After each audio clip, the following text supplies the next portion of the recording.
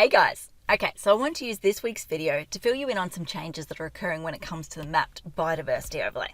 See, you may recall I recorded a video about a month ago, I think it was now, where I said if you're planning to renovate or extend an existing house in a mapped biodiversity overlay, and if the work is not contained within an approved DFP, Development Footprint Plan, then you will trigger the need for a town planning application.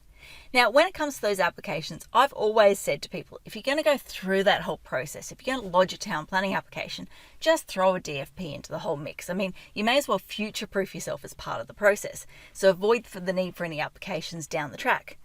Up until now, that's just been really simple. Throw it in. It's kind of a little side detail on the application. No one really pays any attention to it. So in doing their assessment, council's just focused on the trees that are being removed as part of the works there. So let's say, for argument's sake, you're doing a deck. They look at the trees that are being removed to allow for that deck to go ahead. Yeah, so we've got 2 applications in with council for this exact thing at the moment. And in both instances, council's turned around and gone, so we can see that you're not removing any trees for those decks. But what about the rest of the site? Like, what about all those trees within the DFP? And I've sat there and just gone, guys, this is not how it works. That's not DA Peep's problem. That's NAL Peep's problem. Like, that's a future problem. If someone wants to go and renovate and extend their house even more down the track, then they've got to lodge an application to carry out works on protected vegetation. So that's their problem, not your problem. So yeah, why are we talking about this? And yeah, they've both turned around and gone, times are changing. We now need to consider the vegetation as part of this application. And I've sat there and I want to get really frustrated because it means so much extra work for me. But I can't, because I understand exactly why they're doing it. You put yourself in council's shoes. If you go and approve that DFP, when the owner goes to extend down the track and they go to lodge the application to carry out work on protected vegetation, aka the NAL application, they're going to turn around and go, you've already approved the DFP, so this is like a fait accompli. You've just got to go ahead and approve it. Like, you got no choice. Council ends up being backed into a corner, backed behind what's the saying? Between a rock and a hard place. They have no choice.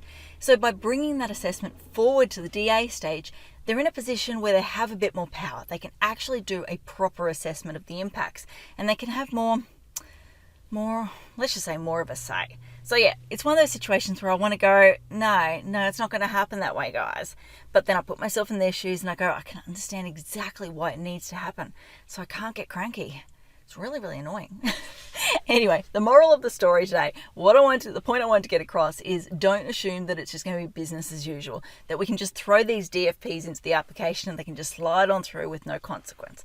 Unfortunately, now we also need to consider the rest of the trees within that DFP. So that's going to influence the shape of the DFP, the size of the DFP, the amount of information we need to provide council with in terms of surveys, photos, tree species information, all of that extra stuff. Like I said, a lot more extra work. So just keep that in mind before you charge ahead.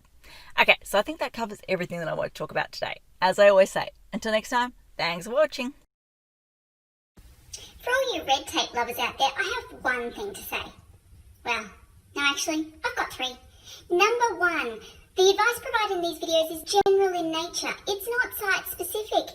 You would be a silly Billy to go and make financial decisions based on this advice without first checking with the town planner. Don't be a silly Billy.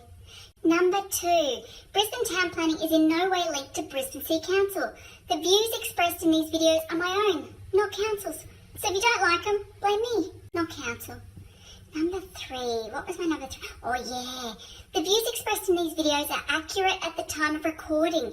If you're watching this video back 10 years from now, the views may not be so accurate. That's all. Bye.